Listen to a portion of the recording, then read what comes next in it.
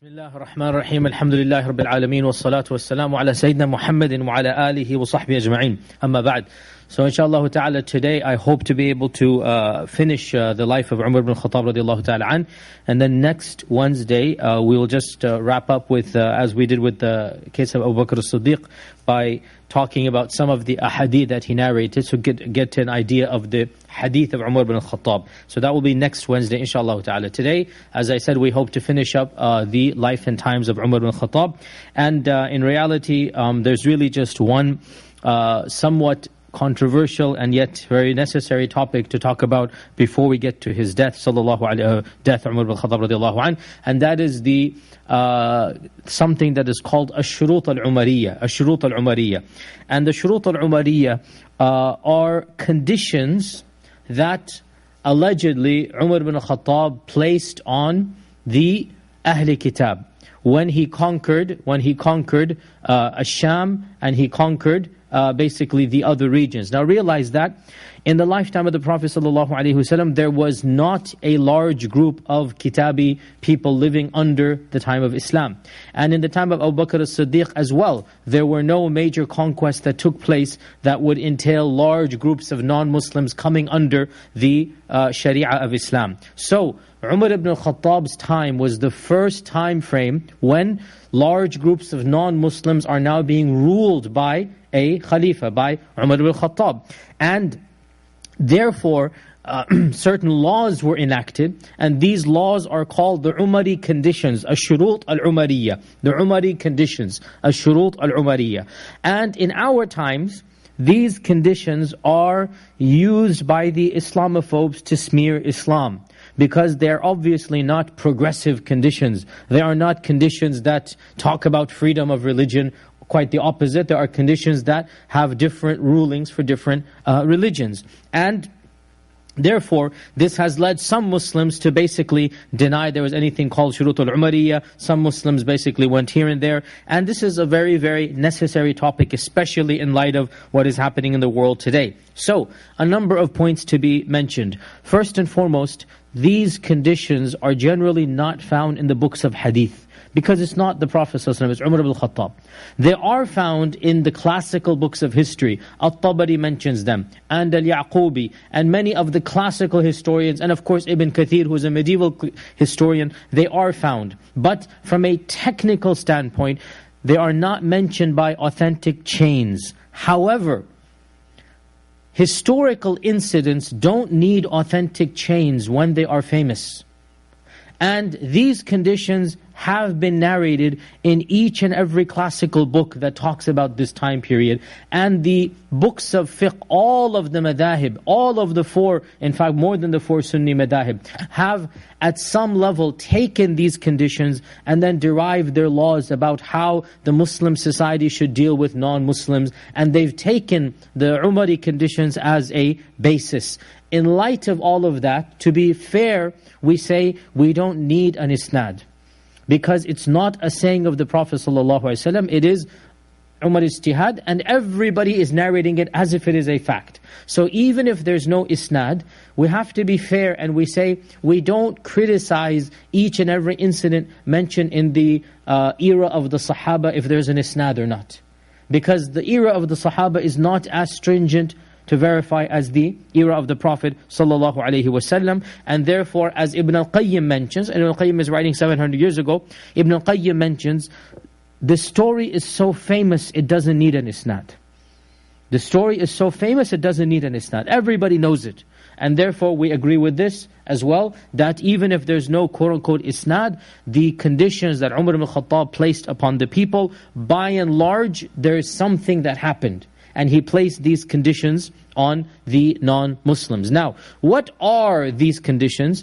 This is where the various books of history disagree on some of the minor details, the minutiae. Nonetheless, the overall gist of it, and I printed one of the more common lists that are found. The overall gist of it, I'll summarize some of the main points. Just read them without any commentary right now. That Umar Ibn Al-Khattab placed the conditions upon the Ahl al-Dhimma, meaning the non-Muslims, the Christians, the Jews, and the Sabians, and the Majus. Everybody who was not a Muslim. Because in those days, in those lands, you basically had Jews, Christians, and you had Majus, Zoroastrians. These are the three main religions that were there. That he placed conditions on them that they should not take any of the Muslim lands, i.e. the Muslim cities that had just been built, as an area to build their churches or synagogues or hermitages. And that any of their existing churches or synagogues can remain, but they cannot build on top of that. They cannot make it more than it is. That they must allow safe passage and hospitality to Muslims for 3 days in any of these places of worship. So in the whole Muslim land, now that this land has been conquered, any Muslim comes to any church or synagogue or temple, they have the right to stay for 3 days and be fed, and then they can go on their way. That they have no right to publicly practice shirk or to spread doubts upon the people of Islam. So they cannot practice shirk publicly, i.e. anything they're doing of ibadah must be done inside of their places of worship. It cannot be done outside. And that they cannot call others to their worship. They cannot give da'wah to Christianity. They cannot spread doubts to the Muslims. They cannot criticize Islam. Okay, that they cannot build structures taller than the structure of the Muslims. That they cannot teach their children the Qur'an. Now, why would Umar Ibn Al-Khattab prohibit the Ahli Kitab from teaching their children the Qur'an? Because the purpose of a Kitabi teaching his child the Qur'an would not be for Islamic purposes. It would be for what? To argue, to debate, to basically learn how to basically, from their perspective, look at the shubuhat and then cause doubt. So, don't teach the children our book. That's if they want to convert when they're adults to something else, but don't bring this into their curriculum. That they should not be riding camels or horses, but only riding donkeys and mules. That they are not allowed to be spying on the Muslims, obviously. That they should walk on the side of the path and not in the middle of the path. That their stamps and their signature should not be in Arabic. They should write in their languages. Arabic is our language, you have your language. That, and these are some of the more controversial ones, that they must shave a part of their head so that they are recognized to be Ahl Kitab. That they must wear the clothing that they are associated with. Now pause here. Once upon a time, people dressed according to their culture and their religion. So there was a dress that the Christians wore, there was a dress that the Jews wore, and then the Muslims, of course, had their thobes, their izar and basically up and down garments. And Umar Ibn Al-Khattab said, you're not allowed to wear our clothing. Keep with your clothing. So they had their own clothing. It's important to note, by the way, he is not enforcing another clothing on them. He is saying, you keep to the clothes you used to wear, don't wear our clothes. Okay? Because once upon a time, identities were distinct. Everybody could be recognized by how they dress. And he said to them, do not pretend you're a Muslim, basically, by wearing something that is not a part of your civilization or heritage. That they should not keep uniquely Islamic names, nor uniquely Islamic kunyas, nor to be called by Islamic appellations or addresses. So once again, there are names that are Muslim names, and then there are names that are Christian names, right? Georgius is a Christian name. Okay, it's not the name of a Muslim. So Umar ibn Al-Khattab is saying, you keep your names, we have our names, Abdullah, Yusuf, whatnot. Now once upon a time, these were uniquely Muslim names. It is true to say that some of these names now are used by both, right? Some of these names, by the way, not all of them. Okay, as far as I know, Abdul Rahman is not going to be used except by us, correct? Yani certain names for sure, still, Muhammad is not going to be used by anybody except us. So Umar's rule here is that you keep your names, and we keep our names. and many other conditions of a similar nature, that they cannot sell alcohol publicly. So you keep your alcohol in your synagogues and churches. You're not allowed to sell to anybody, which makes sense, because even if the Christians are allowed to drink in their homes and in their churches, they're not allowed to sell to public, right? In a land where you're not allowed to drink, they cannot sell in this way. And that they cannot wear the amama, the pure white amama of the Muslims. Rather, they're going to wear the Christian amama or the Christian turban. So they had their own turban and their own styles, and on and on and on. So it is very clear that these conditions, are conditions that would be considered to be illiberal, politically incorrect, unfair in the modern secular lands. And it is because of this that Islamophobes jump on these conditions and say, oh, look at your Sharia, and look at what your Khalifa basically implemented upon non-Muslims. And they say this is what the Muslims are wanting to do. So, what then is to be done? Well, as is to be expected, and by now you know me, I'm not an apologist, I'm not a sugarcoater, I don't whitewash. Inshallah, I speak the truth, and I fear none but Allah subhanahu wa ta'ala. So inshallah ta'ala. So what is to be done here? As usual, we have various responses from the Muslim community. You have the apologists who want to sugarcoat it, who want to deny this ever happened, or even, astaghfirullah, some who criticize Umar Ibn Al-Khattab. And they say he had no right to do this, and they just reject that he has any, and they make fun of this, and they say that this was not correct of Umar to do. Then you have the flip side, and they're the ultra-fundamentalists, the hardcore, overzealous fanatics, and they think that each and every one of these conditions is basically a sharia from Allah, and that theoretically, hypothetically, we should implement it in our times as well. And they think that it is equivalent to, let's say, a verse in the Qur'an, that this is now a part of the sharia of Allah subhanahu wa ta'ala. And we find that some of these fanatical groups, such as what we see in these lands of Iraq and Syria, they try to implement some of these conditions in our times. And of course, this raises a huge hue and cry from all sides, Muslim, non-Muslim, and we really have to deal with this issue. What exactly is this? Is it legitimate or not? And as usual, inshallah ta'ala, the correct opinion is kind of in the middle. It's not towards the apologists and the hyper-liberals. It's not towards the ultra-fundamentalists and the fanatics. Inshallah, there's a middle path here. And that is that we need to contextualize in what world is Umar ibn Al-Khattab putting these conditions. We need to understand what else is happening. And the fact of the matter is that the religious freedoms we take for granted in secular lands, in the Western world, are actually a very modern phenomenon, very unique in human history. In fact, it is true to say that the modern understanding of religious freedoms that we cherish, and we do cherish in this land, and we clamor for them, and we petition the government for them, to be brutally honest, these modern notions are very modern. They did not exist in Europe. They did not exist in the Middle East. They still don't exist in most parts of the world. The notion that all religions should be treated equally, and that all religions have the right to equally practice their faith in public, is in fact a very, very, very modern notion, coming out of basically a post, if you like, enlightened post-Reformation Europe, coming out of a very, very recent past. And the fact of the matter is that you only have to go back 300, 400 years, 500, 600 years, and see how the world was. The Christian lands, forget about tolerating other religions. They could not even tolerate other strands of Christianity. People were burnt at the stake for holding beliefs about Jesus Christ or the Bible that were slightly different than the beliefs of the mainstream. Why did the Puritans come to America? Because they were fleeing from Christian persecution.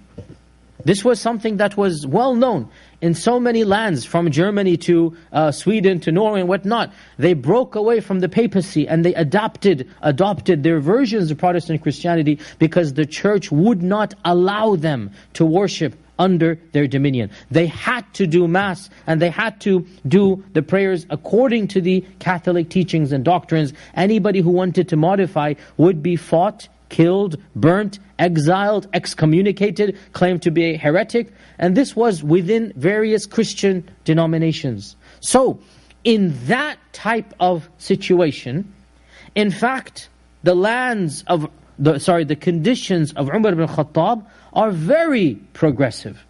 They're very liberal. They're very free. Because in essence, what Umar Ibn Al-Khattab is saying is, you will not be persecuted because you are a Christian. In a time when Nestorian Christians and Coptic Christians and Syriac Christians and Monophysites and Diophysites, these were the Christian sects at those times, were all fighting each other, exiling one another. And you have to understand that one of the reasons why the Christians of Jerusalem welcomed the Muslims was what? Their version of Christianity was not the mainstream, what we now call Catholic. It was called Melkite Christianity back then. This is Proto-Catholics, they're the Melkite version. These Christians were Nestorians, or they were Copts or whatnot, and they did not like Roman Christianity, which is Melkite Christianity. Because Melkite Christianity was forcing them, converting them to their version of Christianity. So in fact, they wanted and they preferred the rule of Umar ibn Al-Khattab and the Muslim rule, because Umar basically guaranteed them, look guys, sure, we're not going to treat you like Muslims, but we're not going to kill you or force you to adopt a version of Christianity or persecute you or harass you, as long as you abide by our laws and you acknowledge that, look, you cannot build churches higher than mosques, you cannot preach. These are all the conditions. And as long as you abide by these, we guarantee that you can worship according to your doctrine. And your children can be raised according to your doctrine. And you will not be harassed or intimidated unless you harass and intimidate us. Unless you do something from your side. So, the fact of the matter is that in that context, it is ludicrous for us in 2015 to make fun of the Shurut al-Umariyah. It's absolutely backward for us to say, oh, look at how backward they were. No, for his time and place, the Shurut al-Umariyah are actually the most progressive and the most modern conditions imaginable. That he is completely guaranteeing the freedom of religion in a manner that did not exist anywhere else. Is it like the freedom of religion in modern America? No, it's not. But why are we comparing it with modern America? Let's compare it with Europe at the time.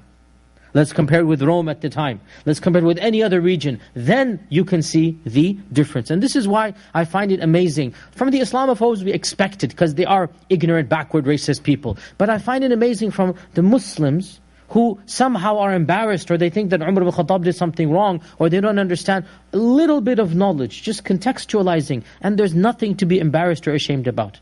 The Shurut al-Umariyah are perfectly legitimate for his time and his place. And in fact, all you need to do is to understand that in our times, the dominant religion is no longer theology. The dominant religion is nationalism.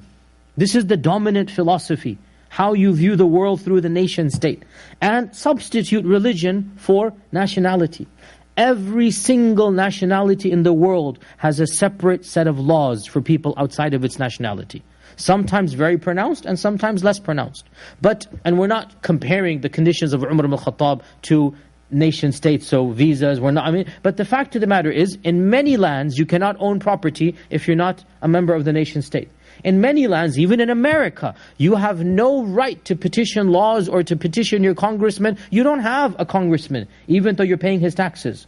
Even though you're paying his salary, because you're paying taxes, you technically don't have anybody that can fight for you on behalf of the federal government, because you're not a citizen, right? If you commit a crime as a foreigner, you have the right to be deported. Whereas if you're an American, you have the right to whatnot. You have a different standard of laws. And the point, again, I'm not comparing the conditions of Umar with like the modern nation state, but I am saying in every nation state there are different rulings for those that are not a part of the nation state. That's what I'm saying. And we take this for granted from the very beginning. When you walk into the airport of any country, what does it say? Americans go this way, everybody else go that way. Imagine if you substituted those signs and said Muslims this way, non-Muslims that way. Everybody says, oh, how dare. But the reality is every society must divide in some manner, fashion or form. It's just a matter of how you do it. Classical Islam divided according to their system, which frankly makes a lot more sense in its own way. Because Islam transcends ethnicity. Doesn't matter where your mother gave birth to you, which is how the nation state is based, right? It's in your hand. If you didn't like the Shurut al-Umariyah, guess what? You could get rid of them in one instance. How so? Accept Islam. It's in your hands.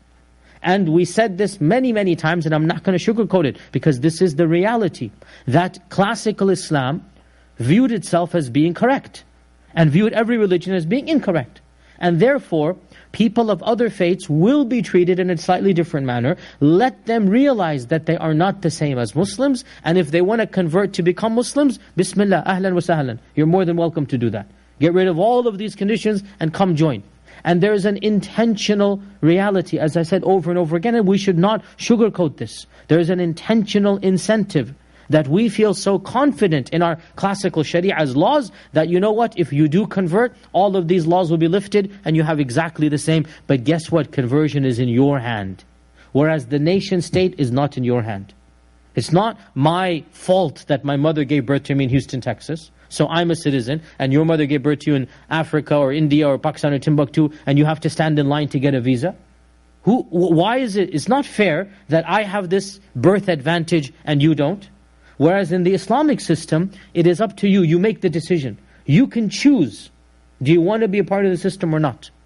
And therefore, we don't have to apologize for the shurut al-Umariyah at all. We don't have to be embarrassed about them at all. These shurut make a lot of sense. And as I said, in our times, the nation state has its own shurut. And we can go on and on about how different laws apply to different people. And again, in our times, and we talked about this quite a lot, the simple realities of, let's say, Guantanamo and drone assassinations, that when it was first discovered that there was a potential US citizen in Guantanamo, what happened? Everybody just said, how can you have an American over there? And that's why they got rid of him immediately. So why does an American have a separate law than other people? Why do you judge an American as being somehow more human or less human? Same with the drone assassinations. We're killing tens of thousands of people via our drones. The first time they killed an American citizen, what happened? Everybody's discussing it's legal, illegal, whatnot. So all of a sudden there's a different set of laws, right?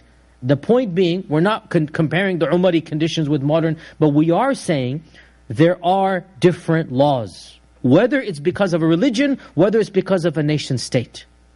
Classical Islam divided the world via religion. And frankly, as I've spoken about in other lectures, it makes a lot more sense, because religion combines people who have the same values, the same philosophy, the same ethics, the same sharia, whereas nation state combines nothing together other than the accident of geography.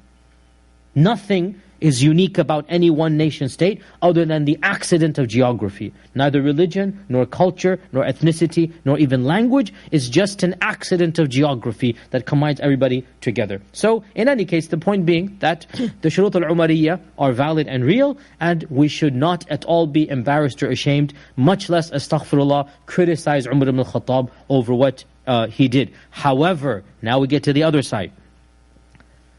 Are these conditions a necessary part of the Sharia? And to this we say a resounded no, they are not. I do not criticize them at all, and I'm not embarrassed at all at what Umar ibn al-Khattab decided to do, but at the same time, the truth is the truth, and that is, his ijtihad does not become the Sharia of Allah until the Day of Judgment. It's not the Qur'an, nor is it even the Sunnah. It's not the ijtihad of any man, it's the ijtihad of Umar. So ijtihad of Umar has a high status. Out of all of the ijtihads of men, Abu Bakr and Umar occupy the highest.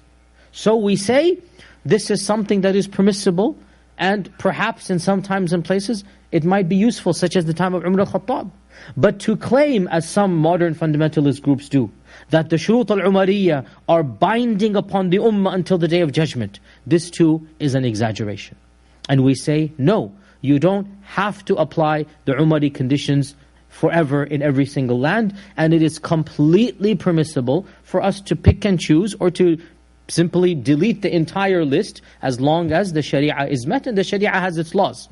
So we also say that the conditions of Umar ibn al-Khattab are not binding on the entire ummah until the Day of Judgment. And it is up to the scholars of any time and place, and it is up to the rulers and leaders to come together and decide that which is going to be beneficial for the ummah. And therefore, we do not have to at all resurrect these conditions and apply them, even if, of course, this is a theoretical question, if there were to be a legitimate khilafah. This is a theoretical question, but even if there were to be one, we will say that these conditions are not necessarily binding on the rest of the ummah. And Allah subhanahu wa ta'ala knows best. So this was the final major point of the time of Umar Al-Khattab. And before I move on to his death and the details of his death, so obviously I had to pick and choose, and there are many other minor incidents and issues, and I felt that we were just going into too much detail, and we just need to move on and wrap things up. Otherwise, there's so much more about particular incidents, about even especially the fiqh of Umar Al-Khattab and the opinions of Umar Al-Khattab. We did a little bit of it last time I had the session, some of the fiqh positions. Actually, as I said, there are entire dissertations done. And if I wanted to, I could literally go over 300 opinions of Umar Al-Khattab in fiqh. I think that's a little bit too dry and advanced for us here. So just do realize that we have a lot more material on Umar Al-Khattab than we do upon Abu Bakr as-Siddiq, and that's simply because he ruled for 10 years, and because it was a time of relative ease and peace, and much more compilation and writing was done. So this leads us now to the final act, if you like, and that is the death of Umar Al-Khattab. And the death of Umar Al-Khattab, of course, is something that has already been predicted by the Prophet ﷺ.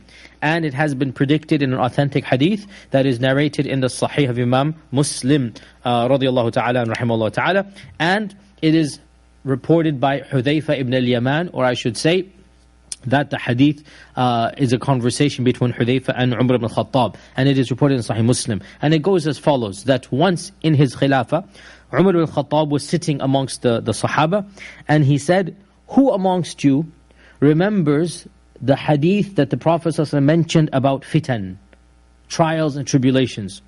Hudayfa said, "I do. I do."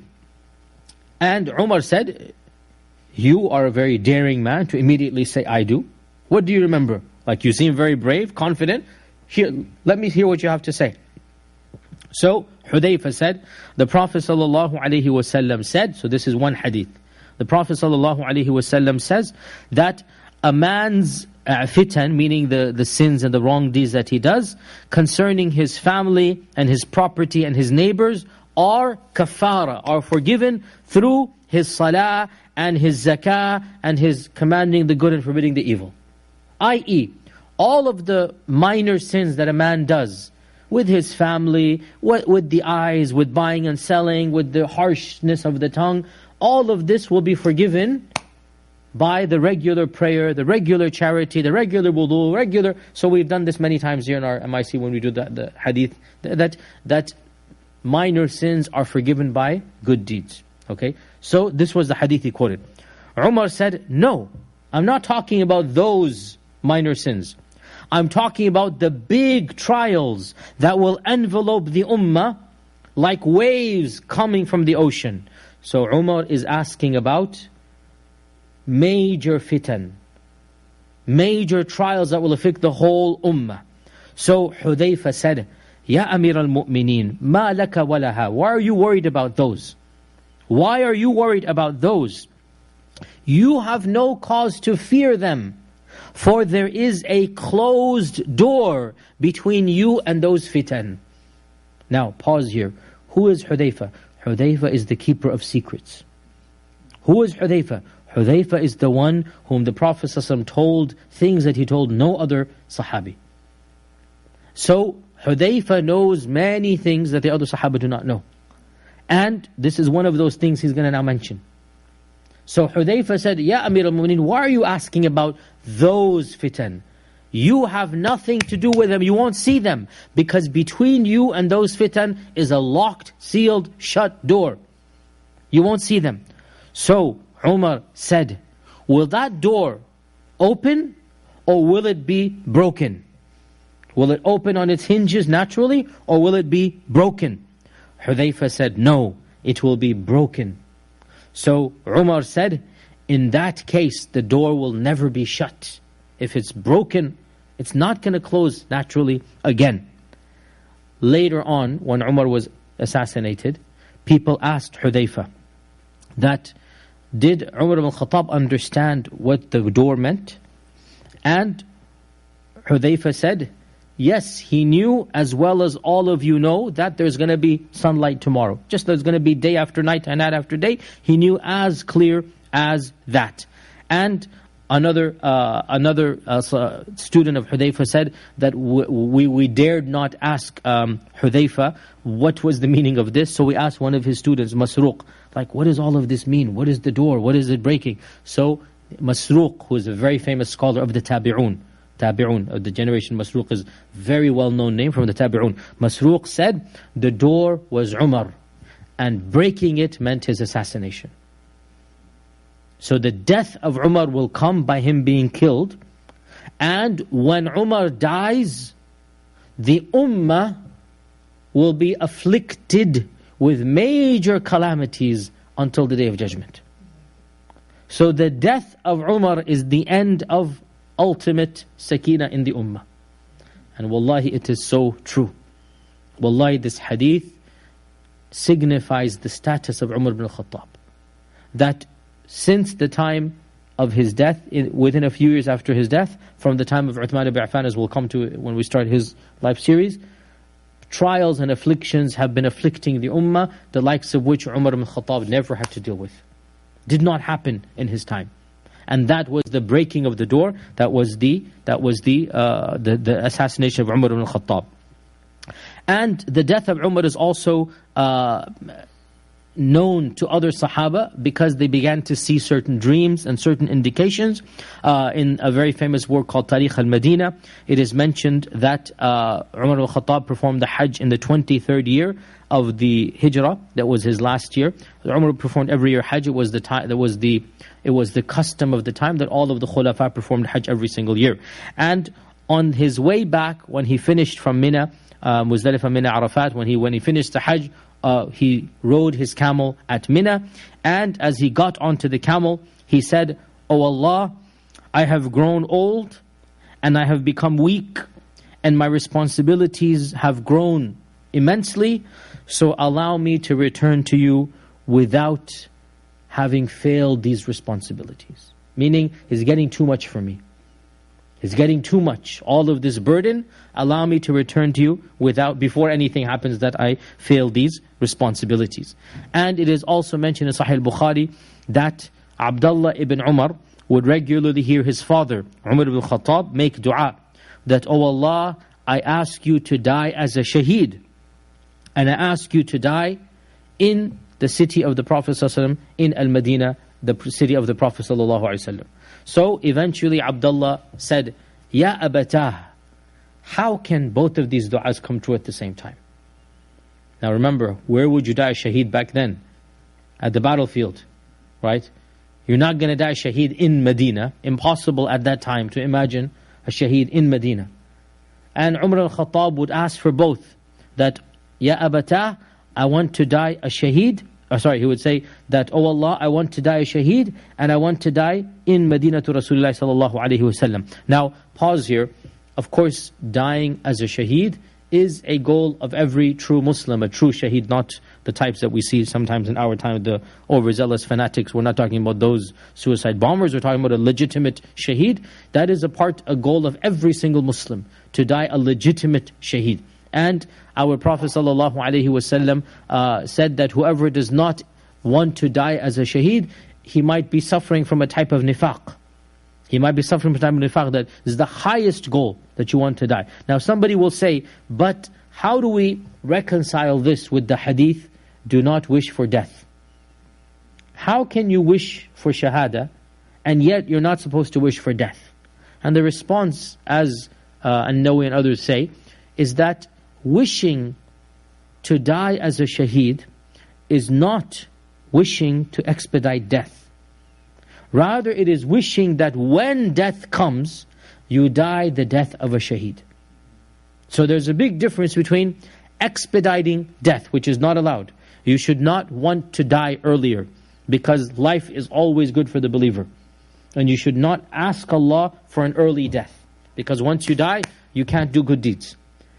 But to want to die a shaheed is not expediting death. It is saying when death comes, let it come as a shahada. Also, dying as a shaheed does not have to occur on the battlefield. Because there are multiple types of shahada. Drowning is a type of shahada. Our Prophet ﷺ said specific types of diseases, button for example. If you die from something in the button, and some people say, some scholars say, that button here means what is inside, batin.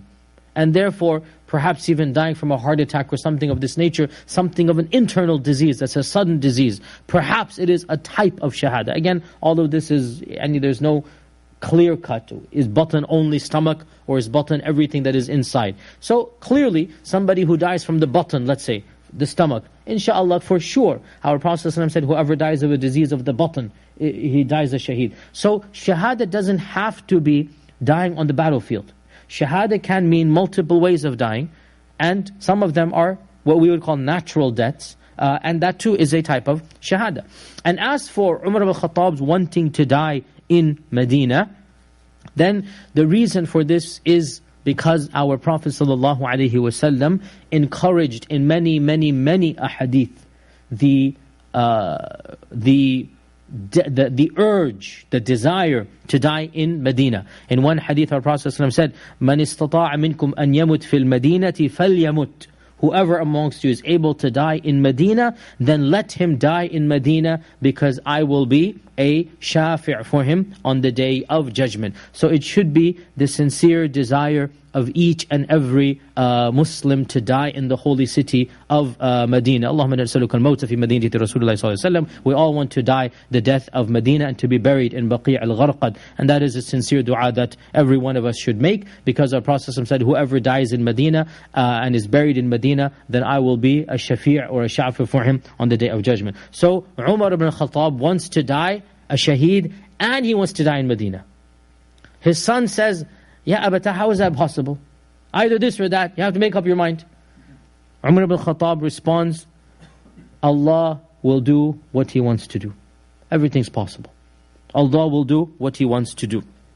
And it is reported in the Tabaqat of Ibn Sa'd, one of the earliest books of history. Ibn Sa'd dies 230 Hijrah, that Abu Musa al-Ash'ari was in Syria, far away. Abu Musa al-Ash'ari, and he was the governor of a province, or the ruler of a particular region, that he saw a dream before Umar radiallahu anhu passed away, in which he saw himself holding on to large crops, and the crops basically disappeared. He walked forward, and he saw a smooth mountain, and next to it was the Prophet ﷺ and Abu Bakr, and he saw the Prophet ﷺ calling out to Umar to hurry up and come. So Abu Musa woke up and he told the people around him what he had seen of the dream. And the people said, "Why don't you write to Umar Ibn Al-Khattab telling him the dream that you saw?" And he said, "I do not want to be the one informing Umar of the news of his own death." Means he understood. I'm not going to be the one to tell him that I saw this dream, and I can't tell him that he's about to pass away. And in fact, it is authentically reported even that he himself had a premonition that his death is coming to him. So as soon as he returned from Hajj in the 23rd year, he gave but one khutbah, and that's it. And this is another, by the way, positive sign that he passed away literally days after performing the Hajj. Literally days after performing the Hajj, he came back to Medina and he gave one khutbah, and then within a few days he was stabbed. In that khutbah, clear premonition that this will be the end. And this is, by the way, well known amongst the Muslim Ummah, that righteous people, they have this premonition. This is mutawatir in the Ummah, and there's nothing wrong with accepting this and saying this. We don't base our sharia on it, but it is something that stories are simply too numerous to deny. That righteous people towards the end of their times, they have this premonition. And they say things and do things that only later on, after their death, people understand, oh, that's what he meant. He realized it. And this is what we see here with Umar ibn Al-Khattab as well. That in his last khutbah, he himself said that the khutbah topic was about how Abu Bakr had chosen him how the Prophet had basically left without a Khalifa, and they chose Abu Bakr, and then Abu Bakr chose him. And then he said that, I have seen a dream, and I cannot interpret it except that my end is near. So he said this on the minbar, that I'm pretty sure my end is near. What was the dream? The dream was, I saw a rooster peck me twice. Now a rooster in Arab culture, in Western culture, is slightly different. For us, it's mainly the chicken that has this. In the Arab culture, a rooster as well has the connotation of cowardly, of loud but cowardly, right? And peck twice, Allahu A'lam, it could be that the Abu Lu'lu al-Majusi had the dagger that was double-edged. As we'll talk about. Abu Lu'lu, who killed him, he had the double-edged dagger that he did hit, stabbed him. And Allah knows best, that's what it meant. This is just one opinion. Allah knows best. The point is, he said, I saw this dream, I was pecked twice, and the people are asking me now he goes on, the dream is over. The people are asking me to name someone as the Khalifa. And he said, if I don't name somebody, the Prophet did not name somebody. If I name somebody, Abu Bakr named somebody. Meaning whatever I do, I have precedent. If I don't name nobody, the Prophet didn't name, and that's fine. If I name somebody, Abu Bakr named me, and I can also name somebody.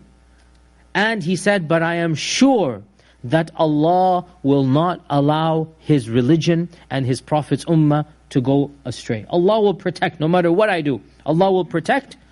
So, if my matter finishes, if I die, so on the khutbah, in the khutbah, and nobody knows he's going to die, yet he is saying that if everything comes to an end, then the khilafah after me shall be a shura amongst these 6 people, all of whom the Prophet ﷺ died and was happy with when he died. So the last khutbah he gives is a public wasiyah about who's going to be the khalifa. And clearly this is a premonition that he knows it is going to come. And Hudayfa as well reports that just 3 days before he was stabbed, he was sitting with Umar Ibn Al-Khattab, and Umar Ibn Al-Khattab had appointed him in charge of the taxes, the kharaj, not quite the taxes, a type of taxes of Iraq, and he was asking about how he's going to spend it, what he's going to do, and then he said to him, if Allah gives me life, then I will make sure that no widow in all of Iraq ever needs anyone else to take care of her. We will take care of her from this kharaj. Okay, so shows us a number of things. That firstly, he's kind of thinking end is near. Nobody speaks, if Allah gives me life. He kind of already feels this is the end. And secondly, look at his good intentions, that he wants to take care of all the widows through the kharaj money. That if Allah gives me life, I'm going to make sure all of the widows of Iraq are taken care of. But he was not able to implement that policy, and he was stabbed. Now, we all know, every Muslim knows, that he was stabbed by Abu Lu'lu al-Majusi. And some say his name was Fayruz. And we don't know much about him at all. We really don't know much about him. One of these very little known characters. We just know bits and pieces.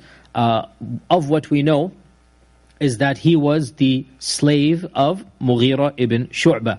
And he was, of course, from Persia. And he was a Zoroastrian. So he was of the newly conquered peoples. The newly conquered peoples. And Umar Ibn Al-Khattab had a policy that none of the newly conquered peoples should be living in Medina. He had a policy. None of the newly conquered peoples should be living in Medina. Why? Obviously why. The anger, the revenge, the possibility of death and killing is obvious. However, and that was the policy. However, there were a handful of exceptions with personal permission from Umar ibn Al-Khattab. Certain people had come and said, I have a slave with these talents, we need him to come to Medina. And he might give them on a temporary basis. And one of those exceptions was Abu Lu'lu al-Majusi. Al-Mughira had come to Umar ibn Al-Khattab and said to him that Abu Lu'lu is a skilled craftsman, which he was. He seemed to be one of those basically do-it-yourself types of people who do lots of different things. He was a metallurgist, he was an ironsmith, he was a carpenter. So basically one of those people who's, those handymen basically, right? Knows a lot of different trades and tools, and he can build and construct things. So this is Abu Lu'lu al-Majusi. Clearly he must have been very talented for him to get an exception, and then for him to make the dagger that he did as well. So all of this is, he has this. So he is living in Medina. Now why would he kill Umar? So possibly there's one reason that's given, and there's another that is maybe understood. As for the given reason, so the given reason, the more common reason, is that he complained to Umar ibn Al-Khattab about Al-Mughira ibn Shu'bah. That Al-Mughira is basically not treating me nicely or overworking or whatnot. And Umar ibn Al-Khattab did not give him the attention or the attention. He didn't give him the verdict that he wanted to hear. That he did not give him the verdict that, okay, you can have this many days off or whatever. And he wouldn't give him what he wanted. So this was a personal grudge. And this is the main reason. And perhaps one can add to this that there must have been as well the understandable reason of revenge. That Umar has conquered my land, has taken over my civilization, and I need to take my revenge on behalf of my peoples. And there's no denying this must have been an element as well. That there is a feeling of great anger, and he knows he has access and his countrymen do not have access. He is in Medina, and there are no other Persians in Medina. And they must have felt an extreme anger and humiliation, which is humanly understandable. Okay, that his civilization has been gone, his emperor has been killed and destroyed, and now he's living as a slave, and Umar did not treat him the way that he wanted to treat him. And so he decided to basically assassinate Umar Ibn Al-Khattab. And it is even mentioned that once Umar passed by him and he was building something, and Umar complimented him. Umar complimented him, and he responded, just wait, see what I do next, and then you can see my true talents. And when you speak in that type of tone, you know that this is not meant as a positive tone. And Umar said to him, Wayhak, woe to you, are you threatening me? Like you can tell the sarcasm, right? You can even though literally what he said, there was no threat. But there's a way of saying it, there's a tone, there's an eye movement. All of this Umar understood that something is not right about this person. But he, for whatever reason, he thought, what's he going to do? Whatever reason, he did not take any action at that. And in the meantime, Abu Lu'lu al-Majusi, Fayruz, he basically fashioned out a dagger that was double-edged. So dagger on both sides, right? There's a sword on both sides, if you like. Knife on both sides, double-edged dagger. And he put poison on it. So he must have also known the trades of an assassin, because these are not the common things. Once again, he's one of these people who know a lot of different things. So he knows to put poison on it as well. And he then decided to assassinate Umar ibn Al-Khattab when he was praying Salat al-Fajr. And why Fajr? Because Fajr was a time of relative darkness, where people are also not going to be paying attention. He can hide somewhere in the masjid or hide somewhere where people cannot see him, and then attack Umar ibn Al-Khattab. And he stood waiting for him in the shadows of the masjid. And when Umar had finished the second rak'ah, why did he wait till the second rak'ah? Allahu A'lam. Maybe he himself was nervous, maybe he himself was just waiting for the opportune time. But in the second rak'ah, when Umar finished the recitation, and it is said, he finished Surah Al-Ahzab's verse, وَكَانَ أَمْرُ اللَّهِ قَدَرًا مَقْدُورًا, that whatever Allah wills is going to happen. Okay, it is said that was the last verse he recited. وَكَانَ أَمْرُ اللَّهِ قَدْرًا مَقْدُورًا, that right before going into ruku', which is obviously a time where you're not paying attention, everybody's going down. That's clearly why he's doing this. Right before going into ruku', he jumped forward from the darkness, and he stabbed Umar ibn Al-Khattab once from the front, then once in the back, and then once right underneath the navel, right above basically the lower part of the body. And that was the worst of them, where he actually basically dragged the knife and slit open the lower stomach, below the stomach of Umar ibn Al-Khattab radiyallahu ta'ala anhu. And that was the fatal blow. That was the fatal blow, the one that was at the lower part of the body, below the navel. So the lower stomachs basically, he just managed to basically move the knife and have a graze, or not have a deep cut that cut across the lower abdomen. And he then rushed out of the masjid, and the Sahaba were in a state of shock, like what's going on? And it is said that Umar Ibn Al-Khattab basically managed to cry out that, in one version he said, قَتَنَ الْمَجُوسِي, the Majusi has killed me. In another version he said, the kalb has attacked me. So either he recognized or he didn't recognize who it was, and he then basically fainted or went to the coma on the spot. And Abu Lu'lu rushed out of the masjid, and in that chaos he actually managed to get almost to the door, and in the process he was stabbing people left and right to get out. And because there was poison on there, it is said that 7 of the Sahaba died on that day, on that morning, or 7 of the people in the masjid, whether the Sahabi or Tabi'un, 7 people died, and over 13 were seriously wounded because of the viciousness. And again, these were unprepared. I mean, imagine, he's just running through and he's just stabbing as he's going. It's a complete unprepared, until finally, before he could leave, he was surrounded by the Sahaba, and he was figuring out what to do when a Sahabi took off his upper cloak and threw it over his face to blind him.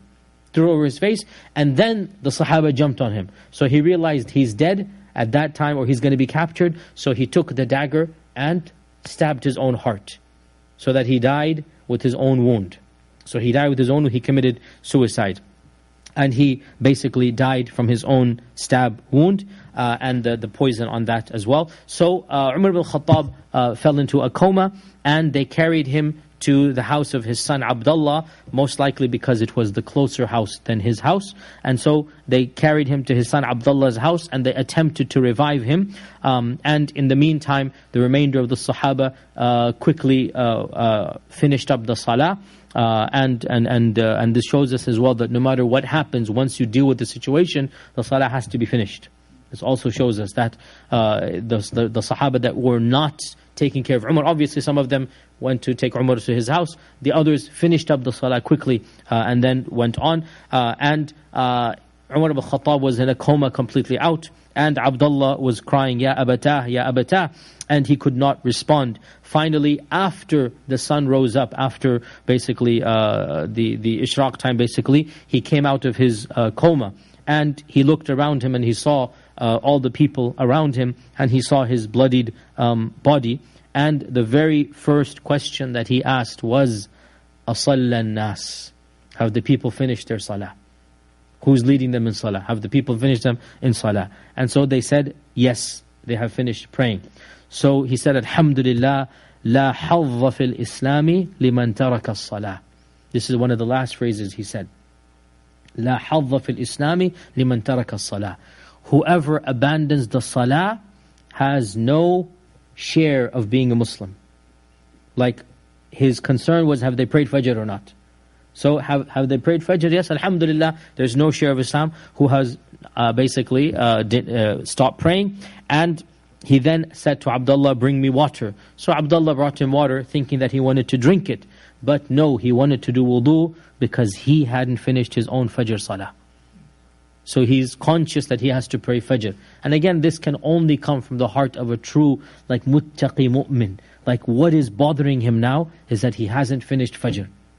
And this can only come from the heart of somebody who has completely absorbed himself in the ibadah and the worship of Allah subhanahu wa ta'ala. So the first thing he did was he finished praying Fajr, even as the blood was gushing from his abdomen. And from this, pretty much all of the fuqaha have said that blood that flows from a wound that cannot be healed is forgiven.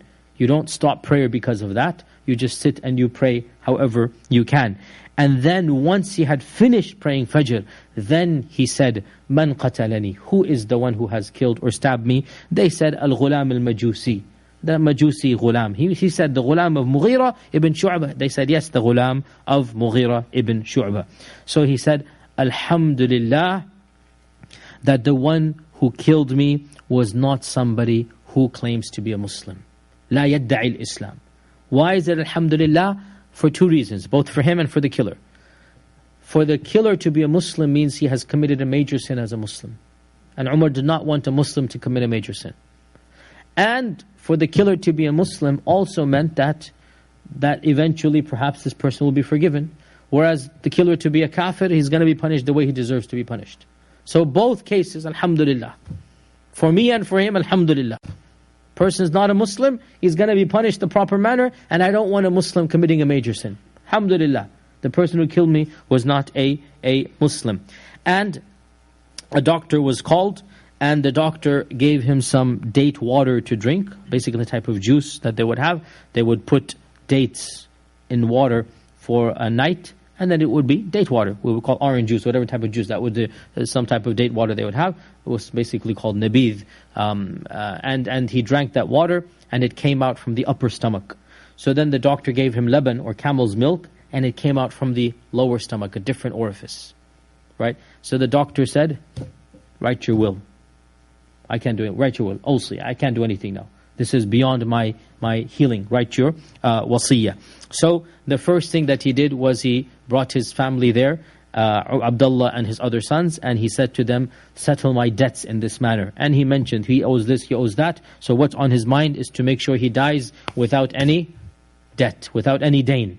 So he wants to get rid of his duyun. And the fact that he has duyun as the Khalifa demonstrates, subhanAllah, that he is not living a luxurious life. And he says, if my money runs out, then bring the money of my family. If that runs out, go to the Banu Adi. If that runs out, go to the Quraysh and ask them to help in their duyun. In case there is no money, then go and make sure my duyun are settled. And then he says to Abdullah, the famous request that, oh Abdullah, go to al-Mu'minin Aisha and say to her that Umar Ibn Al-Khattab is asking, and don't say Amir al-Mu'minin is asking. Say Umar Ibn Al-Khattab is asking, can he be buried along with his two companions? And if she says yes, alhamdulillah. If she says no or hesitates, come back. Don't continue conversation with her. So Abdullah goes to the house of the Prophet ﷺ, where of course Aisha is living, and he hears Aisha crying from behind the curtain, because she is, obviously everybody is tragically sad and crying, and he says to her what his father told him, and she answers the famous response that, I had wanted this for myself, but I shall prefer Umar over my desires. Everybody else I would have said no to, but Umar, I prefer him over my request. I'll give it to him and I'll sacrifice my position. And so when Abdullah returned, Umar was already in the coma again. So they told him, the people around him, Abdullah has come back, Abdullah has come back. So he opened his eyes, he said, sit me up. This is an important thing, he needs to hear it. Sit me up. And so they sat him up and he said, what did she say? So he says, she answered in a manner that will please you. In a positive manner. Ya Amir al-Mu'mineen. So he said, alhamdulillah, there was nothing that was more important to me than that. SubhanAllah, he wants to be buried next to the Prophet ﷺ Abu Bakr. There's nothing that's more important to me than that request right now.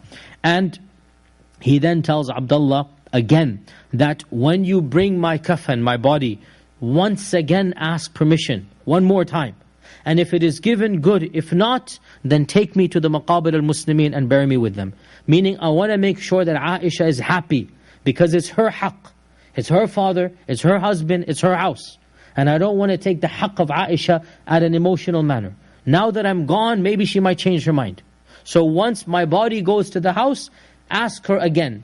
And if she says yes, alhamdulillah. If she says no or hesitates, take me to the maqabir of the Muslims and let me be buried along with everybody else. And again, the reason was, even towards the end, he did not want to take the haqq of anybody else.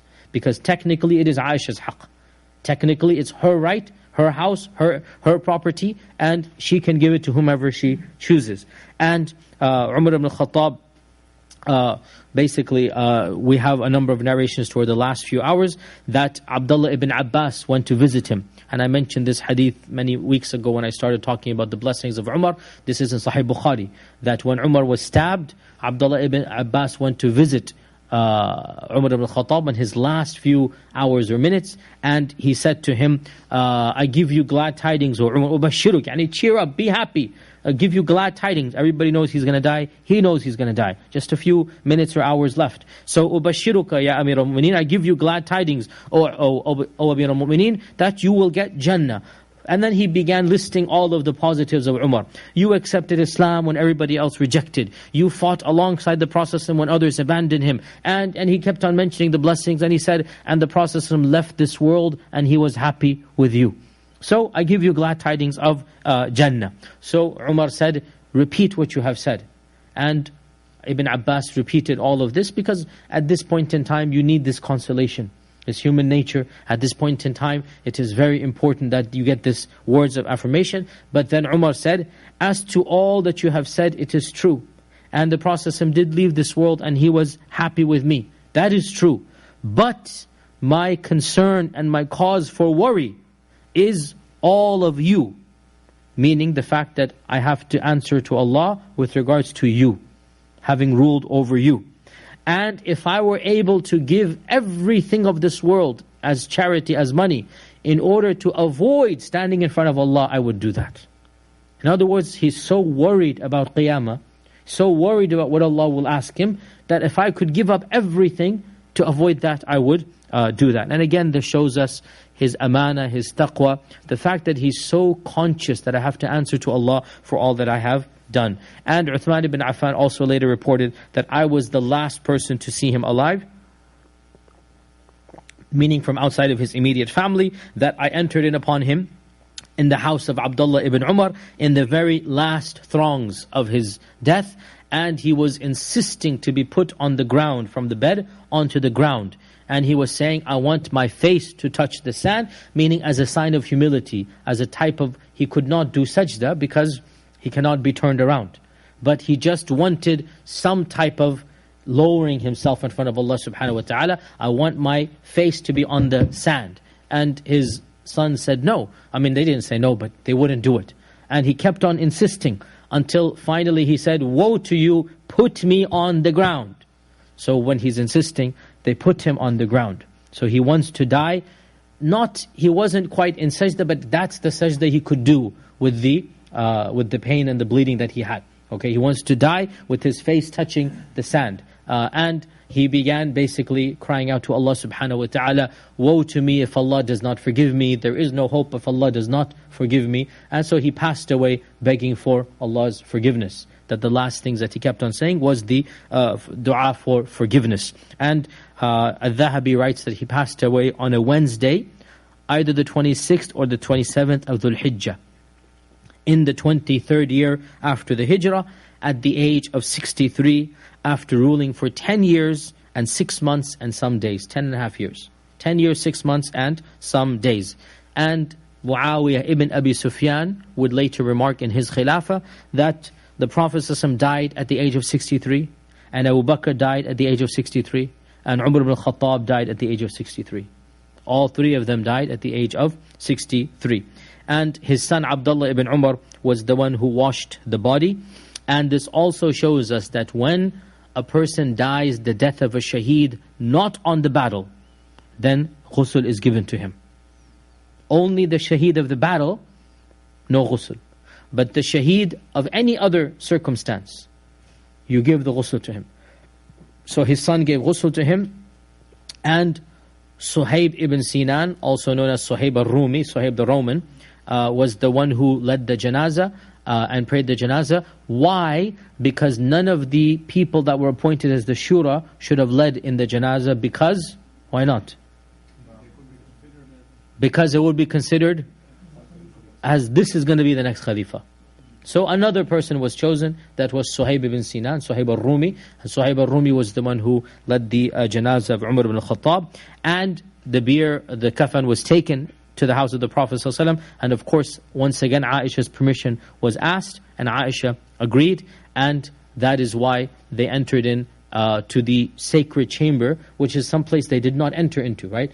The Hijr of Aisha was not entered in the reign of Abu Bakr and the reign of Umar. That's a private chamber. Only Aisha is there.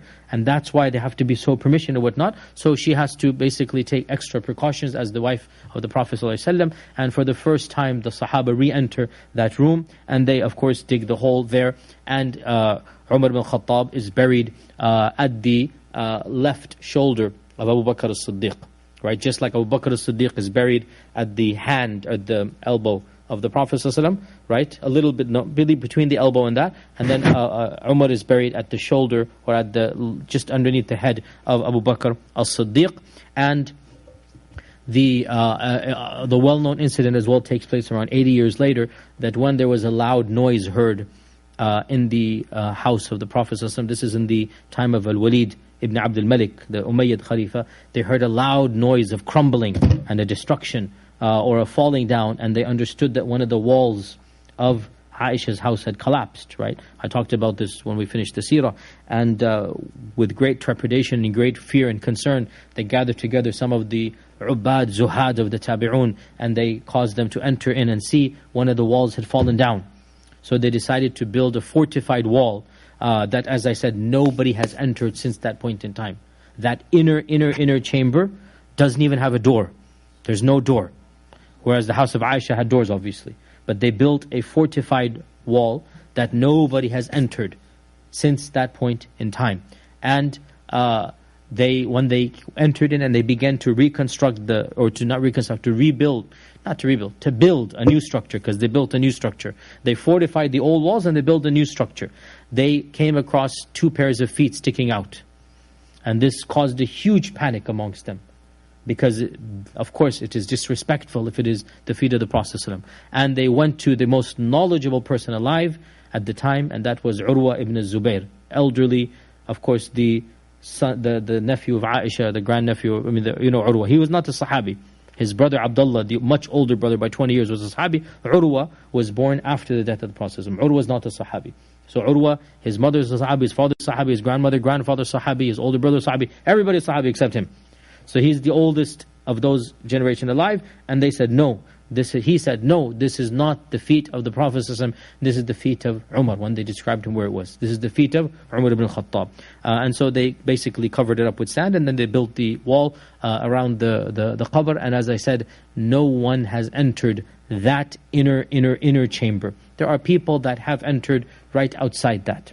And that is even to this day possible, that you can enter outside that chamber. But the inner chamber, it is impossible to get into because there is no door. It has been closed and sealed shut for 13 centuries. And so these were the last people to enter into that particular region. And the final point that we conclude on, inshallah ta'ala, is the issue of the shura. Who did he choose to be on the shura? That, of course, we know that there were Ashara Mubashara, the 10 who were promised Jannah, the Ashara Mubashara, and of the 10, of course, 2 have passed away clearly. Abu Bakr and Umar have clearly passed away. That leaves 8. 1 more passed away in Syria, and that was, who passed away of these 8 of the Ashara that's left now? We mentioned him. Khalid is not of the 10.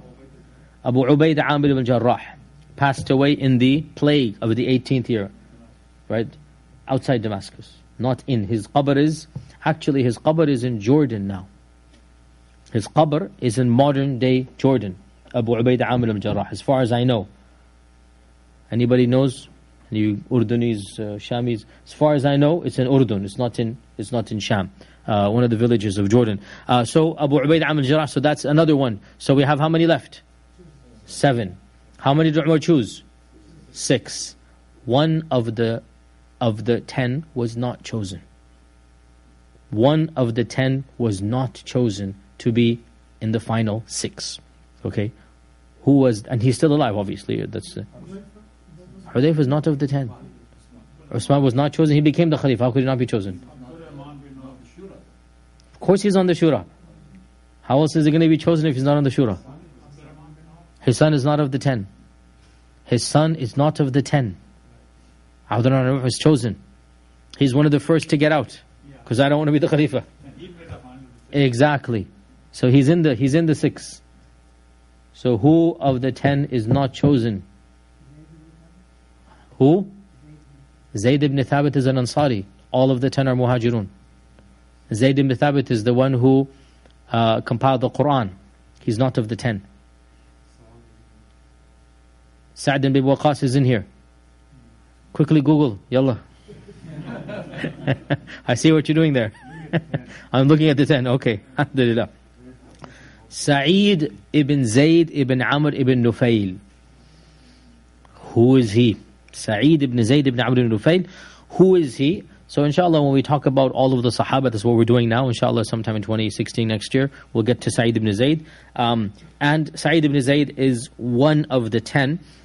His father is Zayd ibn Amr ibn Nufayl, who is one of the Hunafa in early Mecca, whom the Prophet ﷺ met as a young man who would not worship idols. This is Zayd ibn Amr ibn Nufayl. And his son Sa'id ibn Zayd is one of the 10. Okay, now, why was Sa'id ibn Zayd not chosen? So, to be honest, we do not know for sure why he was not chosen. One opinion is that Sa'id ibn Zayd was from the tribe of Banu Adi, and Umar is from the tribe of Banu Adi. And so, the accusation that might have been said that he's preferring Banu Adi over others, so all the rest are not from Banu Adi. Allah knows best. This is an interpretation. I have another theory, and it could be right or wrong. If it's right, it's from Allah. If it's wrong, then I ask Allah's forgiveness. I have my just an interpretation. And that is that if you look at all of the Ashara Mubashara, the one who seems to be the least active in public life is Sa'id ibn Zayd. In fact, most of Muslims have not even heard of his name. And even now, many of you are like, who is the Sa'id ibn Zayd? And what we seem to glean is that he was a very quiet person who's into ibadah, into like he's not the person maybe that is the best to be suited to be maybe a political figure, right? People have different talents. Everybody has their own. And perhaps, Allah knows best, perhaps Sa'id ibn Zayd was not somebody that Umar thought would be the type of extroverted figure that you need to be the Khalifa. Because when you read all about him, frankly, what you get is a very pious, a very zahid, quiet, worshipping type of person.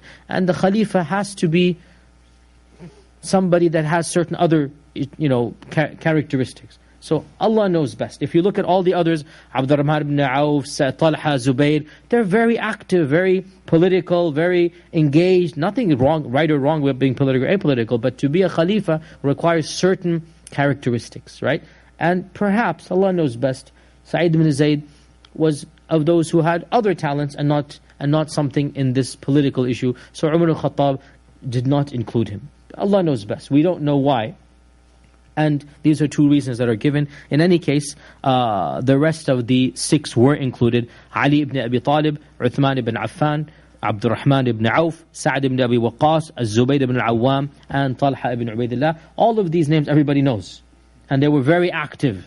And they were governors. And they were, whereas Sa'id ibn Zayd, he wasn't of that nature. So again, this is my opinion. And I could be completely wrong. And if that is the case, I ask Allah's forgiveness. In any case, Sa'id was not chosen, and the command was given that Umar Ibn Al-Khattab basically said that 3 days should be given for them to decide who will be the Khalifa. And if any one of them disagrees and the rest have agreed, the command was execute him. There should be no khilaf in the ummah. There must be unanimous. Now, this is in all likelihood just the threat, like in the sense that make sure they all agree after 3 days. They should all agree, which is exactly what happened, that they did all agree. And so Umar ibn Al-Khattab basically instituted a new method or mechanism of establishing the Khalifa. And if you look at it, and with this we conclude inshallah ta'ala, all of the mechanisms of electing the Khalifa was different. The election of Abu Bakr was its own. The election of Umar was its own. The election of Uthman, the election of Ali. Each one was different. And from this, it is, and then of course Muawiyah radiallahu anhu is the last of the Sahaba to be a ruler. And he institutes kingship. And he institutes kingship. And from this, we can say that kingship is indeed jaiz. There is this notion that kingship is not jaiz. And this is, if you were to say it's not jaiz, you have disqualified 13.5 centuries of khilafas. Because all of our khulafa, other than the khulafa ar-Rashidun, were dynasties. From the Umayyads to the Abbasids to the Uthmaniyun, to every single dynasty that has ever existed. And perhaps by Muawiyah radiallahu anhu beginning the institution and none of the previous people doing it, perhaps it is as if there's a divine wisdom that this is not the ideal, but it is just jaiz. Because the ideal is Abu Bakr, Umar, Uthman, Ali. That's the best. That's the way it should be. But Muawiyah radiallahu an is a Sahabi in the end of the day, and our methodology as Sunni Muslims is not to ever be critical of the Sahaba, and we have nothing but radiallahu anhum wa radu an, even if it is to the different levels of the Sahaba. We do not say that Muawiyah is like Abu Bakr. No way. He is not like Abu Bakr, but he is still a Sahabi. And we don't see anything but good of all of the Sahaba. And even if we don't agree with each of their political decisions, we do not criticize their iman. We might not agree or disagree with the political decisions, but we do not criticize their iman and their sincerity to Islam. And the fact that Muawiyah began this institution of dynastic rule, we can say that perhaps there's a divine wisdom that Allah is demonstrating that it is something that is permissible in Islam. There's no doubt that it is not ideal. And that's why none of the previous khulafa did it. But to say naively that it is haram, which is what the average Muslim of our times says, is frankly, no scholar has ever said this. None of our fuqaha have ever said this. And Islamic history belies this point. To say that it's haram means you have disqualified all of our khulafa since the time of Ali ibn Abi Talib, and that's ludicrous. And you're saying we never had a khalifa, and again that would be absolutely ludicrous to say. But the point that I want to stress here, what this demonstrates, and with this I conclude, the choosing of a leader is not something that the Sharia has come with a specific methodology. And therefore it is open for interpretation, and it is open for even modern trends to come. And it is completely permissible and halal for us in modern times to come and sit together and figure out what will be the best way then to choose a leader from amongst us, when and if such a situation arises. And this is of the wisdoms that we learn in all of these different methods from electing the khulafa. And with this, inshaAllah ta'ala, we come to the conclusion of the life and times of Umar Ibn Al-Khattab radiallahu ta'ala anhu. Next Wednesday will be our final lecture on Umar Ibn Al-Khattab. What is left, we will talk about some of the ahadith that he narrated, just like we did with Abu Bakr as-Siddiq, that we just went over some ahadith. That's it. Nothing about his life and times, but just to get an indication about some of the ahadith he narrated. As for Abu Bakr as-Siddiq, we went over most of them, because he only had few. As for Umar Al-Khattab, we cannot go over most of them. He has I want to say 200-300. We cannot go over all of them, but it'll be a selection of some of the ahadith that he narrated, so that we get an idea into the personality and also the riwayat of Umar ibn Khattab. So it's going to be a different lecture. It's not going to be about Umar radiallahu anh. It's going to be about riwayat of Umar, the ahadith of Umar ibn Khattab. And after that, inshallah, we'll take our break for the holidays that take place, and then come back and resume with Uthman ibn Affan radiallahu ta'ala anhu. Inshallah, with that we conclude for today and break for Salat al-Isha.